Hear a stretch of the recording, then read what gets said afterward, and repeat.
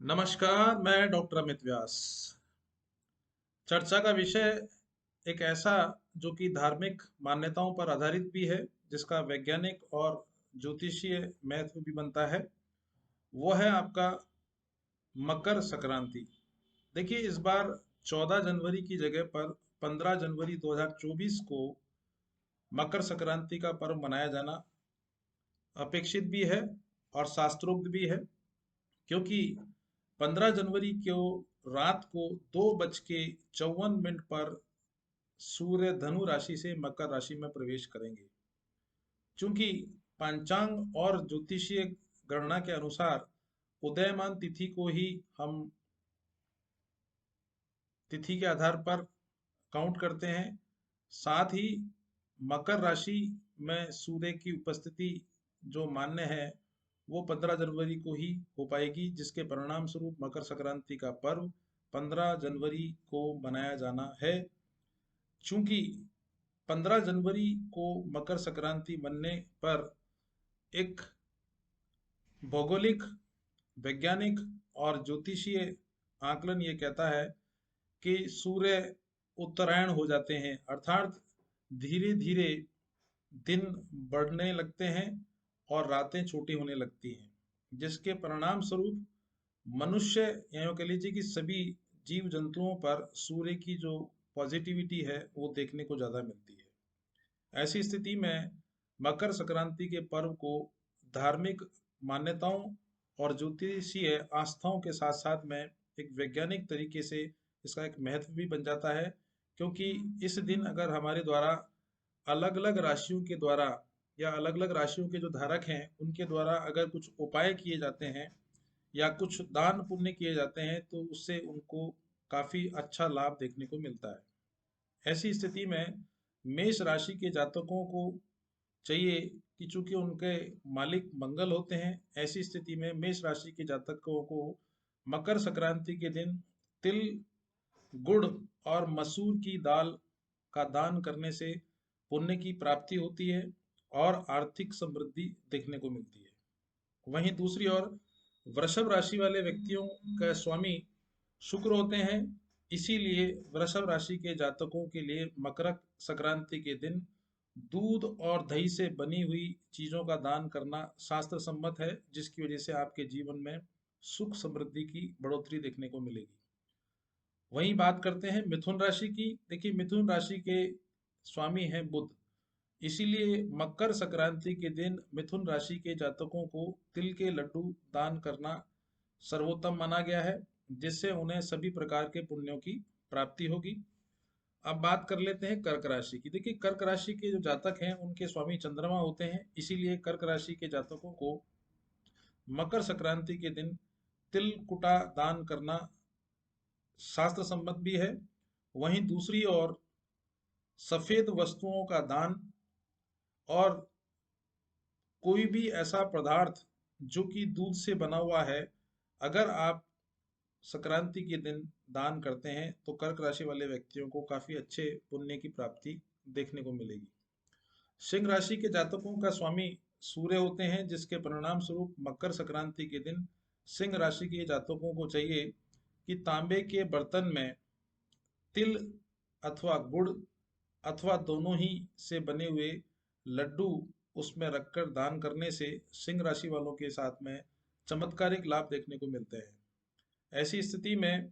सिंह राशि वाले जातकों को चाहिए कि तांबा या तांबे के बर्तन दान करना, साथ ही तिल और गुड़ से मिले हुए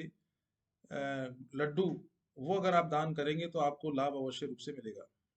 बात कर लेते हैं कन्या राशि की। कन्या राशि के जातकों का स्वामी चूंकि बुध होते हैं, और इसीलिए कन्या राशि के जातकों के लिए चाहिए कि मकर संक्रांति के दिन वो खिचड़ी दान विशेष रूप से करें। चूंकि मकर संक्रांति पर तेल का दान करना सबसे सर्वोत्तम माना गया है, क्योंकि सूर्य जो है वो मकर राशि में आते हैं और जिसके स्वामी है शनि। तो ऐसी स्थिति में शनि और सूर्य का दोनों का लाभ मिले, इसलिए सभी राशि वाले व्यक्तियों को तिल का दान तो करना ही है, लेकिन स्पेसिफिक राशि वालों के लिए कुछ अलग से भी कुछ दान पुण्य करने का शास्त्रोक्त विधान है, जिसके बारे में मैं चर्चा कर रहा हूँ। अब बात कर लेते हैं तुला राशि वालों की। देखिए, तुला राशि वाले जातकों का स्वामी शुक्र होते हैं, और तुला राशि के जातकों को मकर संक्रांति के दिन दूध दही से बनी हुई चीजों का तो दान करना ही है। साथ में गौशाला में जाकर गायों को गुड़ तथा हरा चारा खिलाना न भूलें, क्योंकि ऐसा करने से जहां आपको चंद्रमा और शुक्र के लाभ तो मिलेंगे ही, बल्कि सूर्य की पॉजिटिविटी भी आपको देखने को मिलेगी। बात कर लेते हैं वृश्चिक राशि वालों के लिए। देखिए, वृश्चिक राशि वाले व्यक्तियों के राशि का जो स्वामी है वो मंगल ग्रह होते हैं। ऐसी स्थिति में वृश्चिक राशि के जातकों को चाहिए कि मकर संक्रांति के दिन मसूर की दाल की जो बनी हुई खिचड़ी है वो अवश्य रूप से दान करें, तथा तिल के लड्डू किसी गरीब या किसी आशार्थी व्यक्ति को दान करने से आपके शनि के ढैया का भी दुष्प्रभाव कम देखने को मिलेगा। अब बात कर लेते हैं धनु राशि की। देखिए, धनु राशि वाले व्यक्तियों के लिए उनके स्वामी गुरु होते हैं, और ऐसी स्थिति में मकर संक्रांति के दिन धनु राशि वाले जातकों को चाहिए कि पीले चंदन के साथ साथ पीतल का बर्तन अथवा हल्दी साबुत या हल्दी से बने हुए कोई भी पदार्थ वो तो दान करना ही है। साथ में तिल और गुड़ के लड्डू आपको दान करना आवश्यक है, जिसके परिणाम स्वरूप जहाँ शनि की उतरती साढ़े साती का लाभ मिलेगा, वहीं मकर संक्रांति से जो पुण्य की प्राप्ति होगी वो भी आपको उत्तरोत्तर वृद्धि करते हुए दिखलाई पड़ेंगे। अब बात कर लेते हैं मकर राशि की। देखिए, मकर राशि जातकों के स्वामी जो है वो शनि होते हैं। चूंकि मकर संक्रांति जो होती है वो मकर राशि में सूर्य के प्रवेश के आधार पर ही बनाई जाती है। ऐसी स्थिति में मकर राशि के जातकों को चाहिए कि सरसों का तेल और काले तिल का लड्डू विशेष रूप से दान करें, और हो सके तो कोई लोहे का बना हुआ आइटम या लोहे से बनी हुई कोई वस्तु अगर आप सुयोग्य पात्र को देंगे तो आप मान के चलिए कि साल भर आपके माता लक्ष्मी की कृपा आपके ऊपर बरसती रहेगी। अब बात कर लेते हैं कुंभ राशि की। देखिए, कुंभ राशि के जातकों का स्वामी शनि है, और शनि की साढ़े साती चलने की वजह से आपको चाहिए कि मकर संक्रांति के दिन आप विशेष रूप से तिल के लड्डू तो दान करें ही करें, साथ में सरसों का तेल कम से कम पावर अथवा 1.25 किलो सरसों का तेल वो आप किसी सुयोग्य पात्र को अवश्य रूप से दान करें। और हो सके तो आप सरसों के तेल में अपनी शक्ल देख लें, जिससे हम उसको छायादान के रूप में भी मानते हैं। ऐसा करने से शनि की साढ़े साती के दुष्प्रभाव में तो कमी देखने को मिलेगी, बल्कि सूर्य की मकर संक्रांति से कुंभ राशि वाले व्यक्तियों को लक्ष्मी की प्राप्ति होने में भी एक सुखद संयोग की प्राप्ति देखी जा सकेगी। और अब बात करते हैं आखिर में मीन राशि की। देखिए, मीन राशि के जातकों के लिए उनका स्वामी जो है वो गुरु होते हैं। इसलिए मकर संक्रांति के दिन मीन राशि के जातकों को चाहिए कि पीले वस्त्र तथा पीला चंदन और साथ में खिचड़ी अवश्य रूप से आप दान करें, तथा अगर आपकी साढ़े साती का प्रभाव आपको ज़्यादा देखने को मिल रहा है तो विशेष रूप से आप मूंगफली, पपीता तथा तिल के लड्डू अवश्य रूप से दान करें, जिससे कि शनि की साढ़े साती का दुष्प्रभाव तो कम होगा ही, बल्कि बृहस्पति के शुभ लाभ भी आपको अवश्य रूप से प्राप्त होंगे, जिसकी वजह से आपको वर्ष पर्यंत ही सुख समृद्धि की तो प्राप्ति होगी ही, बल्कि पुण्य प्राप्ति भी आपको अवश्य रूप से देखी जा सकेगी। ये तो मैंने बात करी कि हमारे वर्ष भर के अंदर सूर्य 6 महीने उत्तरायण होते हैं और 6 महीने दक्षिणायन होते हैं, और मकर संक्रांति का जो पर्व है वो भौगोलिक दृष्टि से तो 25 दिसंबर को ही सूर्य अपना राशि परिवर्तन 22 दिसंबर को कर चुके होते हैं, परंतु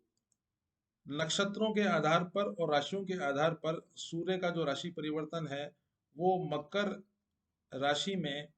14 या 15 जनवरी को ही होता है, जिसके परिणाम स्वरूप सूर्य जो है वो दक्षिणायन से उत्तरायण की ओर हो जाते हैं, जिससे सूर्य की अधिक से अधिक पॉजिटिव एनर्जी हमारे सभी राशि के जातकों को अधिक से अधिक मिल पाती है,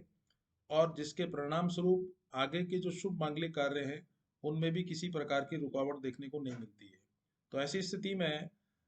मकर संक्रांति के दिन सभी राशि वाले व्यक्तियों को चाहिए कि अगर आप गंगा स्नान करने के लिए गंगा नदी तक नहीं जा सकते हैं तो अपने ही घर में स्नान करने से पहले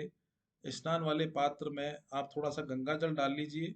और थोड़ा सा आप पीला चंदन डाल के अगर स्नान करेंगे तो सभी राशि वाले व्यक्तियों को वही पुण्य की प्राप्ति होगी जो एक गंगा स्नान करने के पश्चात प्राप्त होती है। तो ऐसी स्थिति में मकर संक्रांति के पर्व को अपने जीवन में सौभाग्यशाली बनाने के लिए, पुण्यों की प्राप्ति करने के लिए और सूर्य की अधिक से अधिक ऊर्जा और ऊष्मा आपको प्राप्त हो, उसके लिए आपको अधिक से अधिक दान इत्यादि करना आवश्यक है। आज के लिए तो इतना ही पर्याप्त है। नमस्कार।